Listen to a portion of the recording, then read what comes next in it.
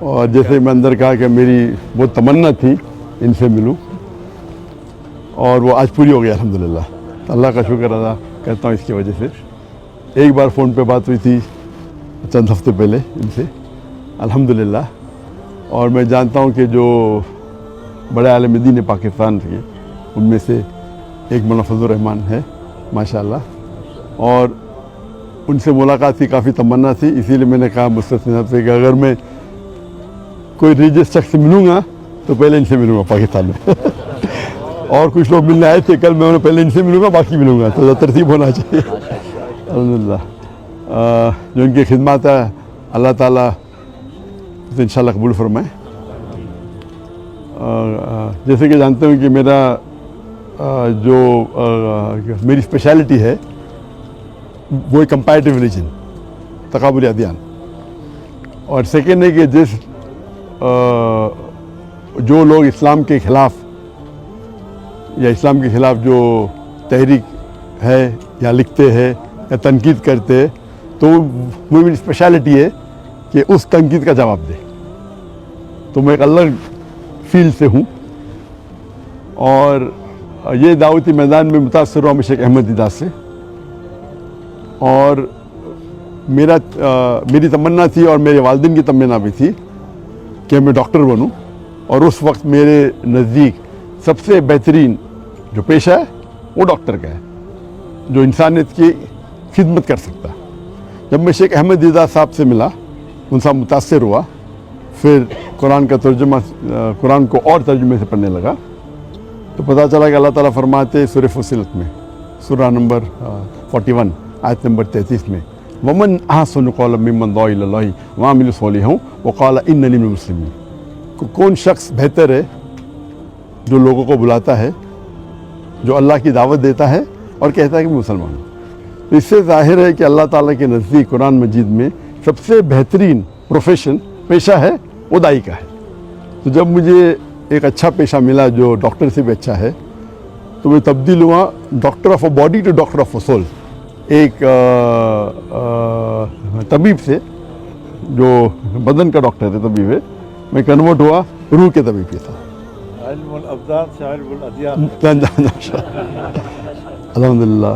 اور جیسے کہ آپ لوگ جانتے ہوں گے کہ میرے زبان میں لکنت تھی، کہتے ہیں اسٹیمرنگ. اور جب بچپن میں کوئی مجھے پوچھتا تھا تمہارا نام کیا ہے، میں نام ذاکر ہے، یہ زبان میں لکنت تھی. اور ایک شخص اگر خواب میں سوچنا چاہتا ہے، کچھ بھی سوچ سکتا ہے، خواب ہوتا ہے. تو خواب میں یہ سوچ سکتا تھا کہ میں بڑا ڈاکٹر بنوں گا، لیکن کبھی خواب میں یہ نہیں سوچ سکتا تھا کہ میں 25 لوگوں کے سامنے تقریر کروں گا، کیونکہ لکنت تھی زبان میں. اس کے بعد اللہ کی مدد آئی، شیخ دیدات سے ملاقات ہوئی. موسیٰ علیہ السلام کی جو دعا ہے سورہ طٰہٰ کی سورہ نمبر 20 آیت نمبر 25 سے 28 میں جو شروع میں کہا، اور وہ دعا جو ہے رب اشرح لی صدری ویسر لی امری واحلل عقدۃ من لسانی یفقہوا قولی. اور اکثر علماء اس کی ذکر کرتے ہیں، لیکن میرے لیے اور لاگو ہوتا ہے اس میں، کیونکہ ہم جانتے ہیں کہ موسیٰ علیہ السلام کو بھی زبان میں لکنت تھی جو عام علماء کی زبان میں نہیں ہے. اور اللہ سے دعا کرتے ہیں کہ صدر کو بڑا کرو، اور جو لوگوں کے بیچ میں جو درار ہے، جو بیریئر ہے، اسے نکال دے. اور زبان کا بیریئر بھی تو میرے ڈبل لاگو ہوتا ہے، کیونکہ میرے زبان میں لکنت ہے. اور اللہ کی مدد سے میں تقریر کرنے شروع کیا، اور اللہ کی فضل سے اللہ نے محبت ڈالی. تو میں ناچیز ہوں، میں جانتا ہوں کہ میرے سے زیادہ کروڑوں لوگ جو علم رکھتے اسلام کا اس کے بارے میں، لیکن اللہ نے محبت ڈالی لوگوں کے دل میں میرے لیے. تو یہ ھذا من فضل ربک. اور پاکستان میں ذرا زیادہ محبت ڈال دی اللہ نے. تو اسی لیے پاکستانی سے لگا ہوا. اور ماشاءاللہ کئی پاکستان جب میں جاتا ہوں گلف کنٹری میں، چاہے سعودی عربیہ ہو یا دبئی ہو یا قطر ہو یا UK ہو یا امریکہ ہو، تو اکثر پاکستان سے ملاقات ہوتی ہے. تو میرے فون کے لسٹ میں پاکستانی کی تعداد سب سے زیادہ ہے نیشنلٹی میں. حالانکہ پاکستان جو میں آیا تھا بہت پہلے آیا تھا 1991 میں، 33 سال بعد ابھی آیا. اور یہ پہلے بار انشاءاللہ جو امید ہے ایک تقریر کے سلسلے میں. اور اللہ تعالیٰ سے دعا کرتا ہوں کہ یہ محبت اور بڑھائے. اور میرا مشن ہمیشہ رہا کہ جو اللہ تعالیٰ فرماتے ہیں قرآن مجید میں سورہ عمران میں سورہ نمبر 3 آیت نمبر 103 میں وَاعْتَصِمُوا بِحَبْلِ اللَّهِ جَمِيعًا وَلَا تَفَرَّقُوا کہ اللہ کی رسی کو مضبوطی سے پکڑو اور آپس میں مت بٹو, آپس میں تفرقہ مت کرو. تو یہ میرے لائف کا ایک مشن ہے.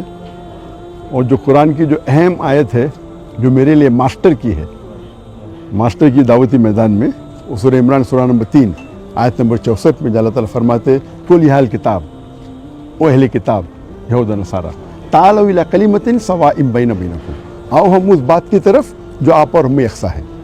سب سے پہلی بات اللہ نعبد الا اللہ, کہ ہم اللہ کی ایک عبادت کریں.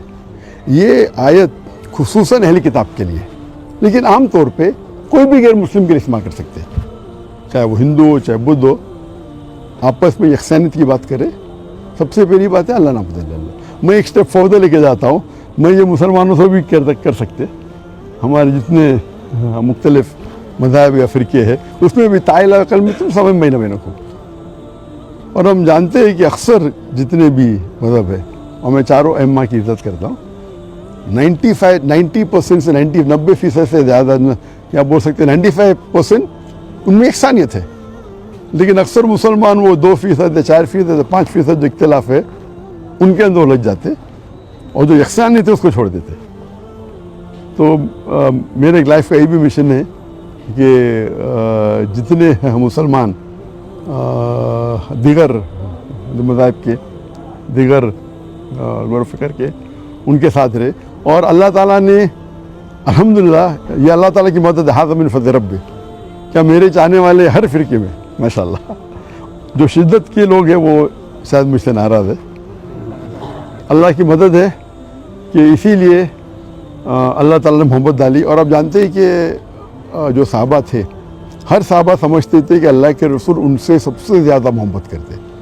ہم جب پڑھیں گے صحابہ کی سیرہ, ہر صحابہ سمجھتے تھے کہ اللہ کے رسول میں سے سب سے زیادہ محبت کرتے. تو اللہ نے محبت میرے چاہنے والوں میں بھی ڈالی.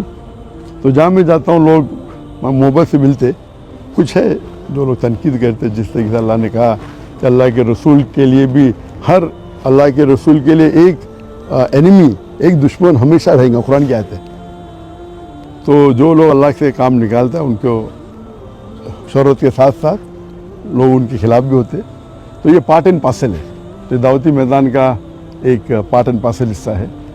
لیکن میں ہمیشہ چاہتا ہوں کہ لوگ قرآن اور اللہ کے رسول کی بات پہ یکساں ہو اور یونائٹ ہو.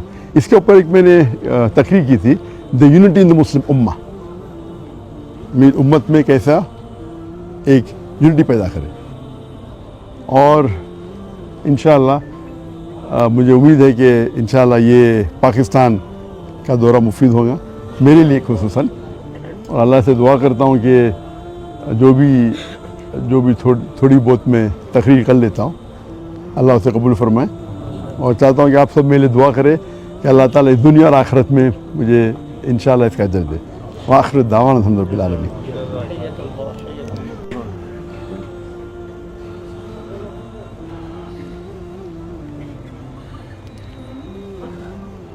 بسم اللہ الرحمن الرحیم وصلی اللہ علی النبی الکریم وعلی آلہ وصحبہ وبارک وسلم.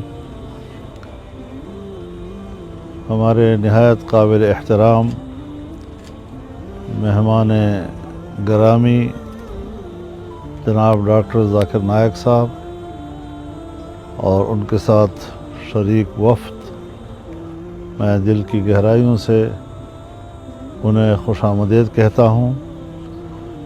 جس طرح ہمارے گھر کو انہوں نے آج رونق بخشی, ان کی تشریف آوری سے ہمارا پورا ملک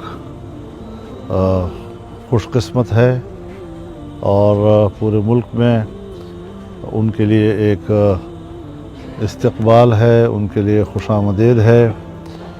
اور اللہ تعالیٰ سے دعا ہے کہ اللہ تعالیٰ ان کی یہ تشریف آوری ان کے عزت میں بھی اضافے کا سبب بنے, اور جو مشن ان کے سامنے ہے دین اسلام کی دعوت کا, اس میں مزید اللہ تعالیٰ برکت نصیب فرمائے.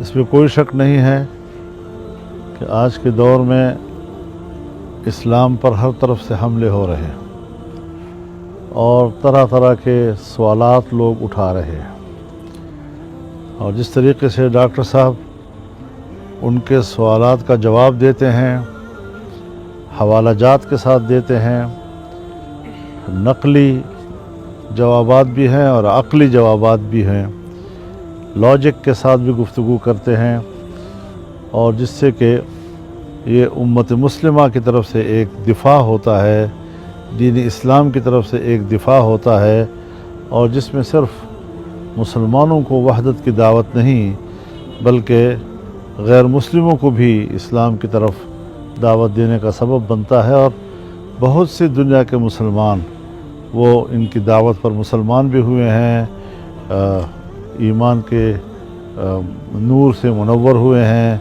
کلمہ شریف ان کو نصیب ہوا ہے۔ تو ظاہر ہے کہ ان کی مشن اور ان کی محنت اور ایک مسلسل جدوجہد کے نتیجے میں اللہ تعالیٰ نے یہ نتائج مرتب کیے ہیں، اور یہ محنت ایک ثمرآور محنت ہے۔ اللہ تعالیٰ ہم سب کو صراط مستقیم پر چلنے کی توفیق بھی عطا فرمائے، استقامت بھی نصیب فرمائے۔ میں دل کی گہرائیوں سے آپ کی طرف سے بھی، پوری جماعت کی طرف سے، جمعیت علماء اسلام پاکستان کی طرف سے، پورے پاکستانی قوم کی طرف سے ان کو خوش آمدید کہتا ہوں دل کی گہرائیوں سے۔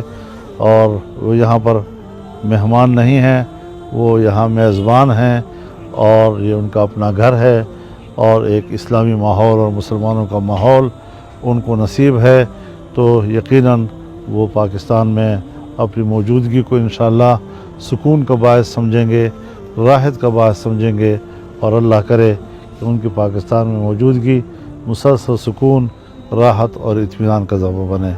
وآخر دعوانا الحمدللہ رب العالمین۔ دعا کر لیتے ہیں پھر جی سارے۔ مولانا حسن محمود صاحب پھر آگے تشریف لیں۔ مولانا